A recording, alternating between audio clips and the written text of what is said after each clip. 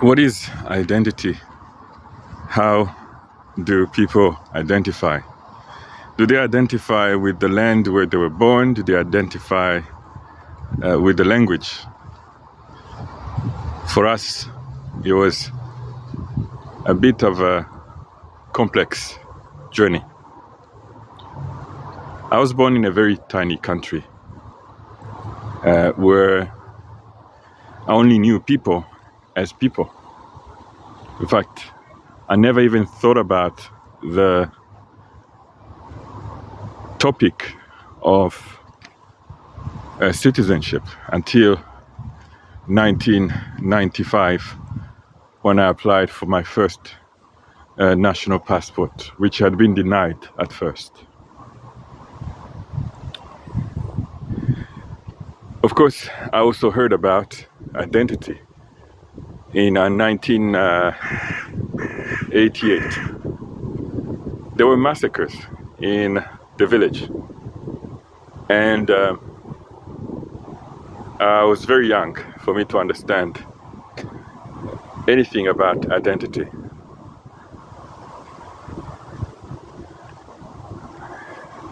Of course, after 1993, with the introduction of democracy, people started openly talking about identity. In fact, they even talked about citizenship.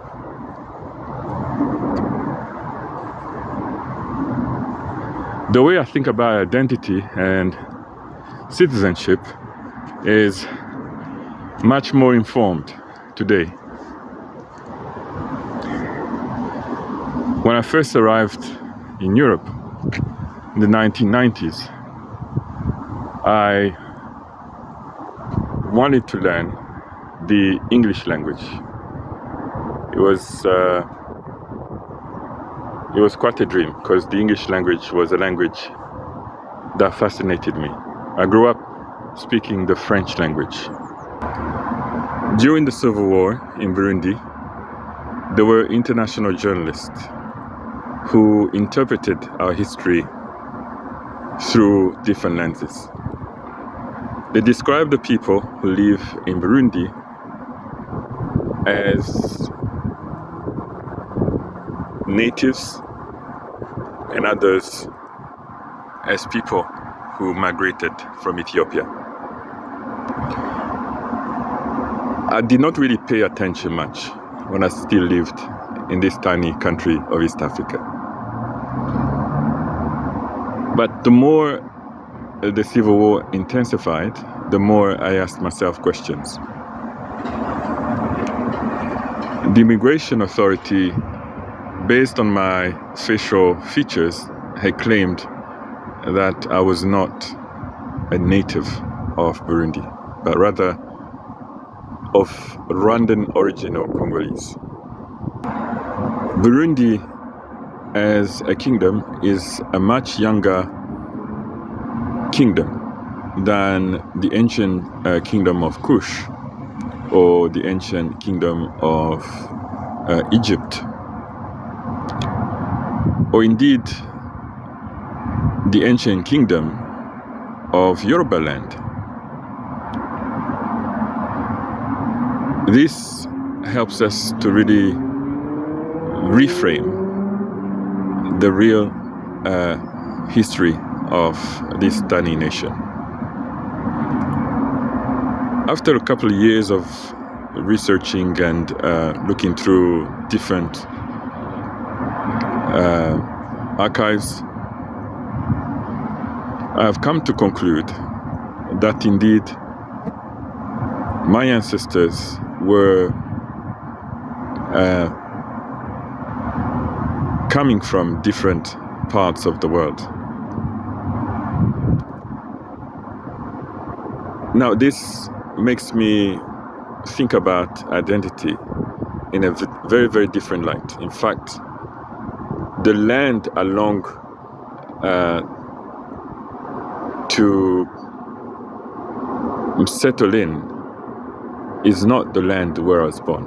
Indeed, because of the different discrimination I suffered, being labeled another nationality different to that where I was born.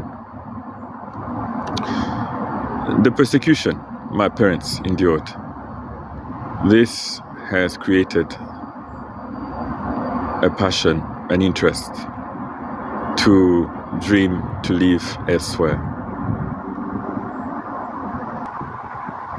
I'm a proud descendant of the royal house of Karagwe, of the Babito clan.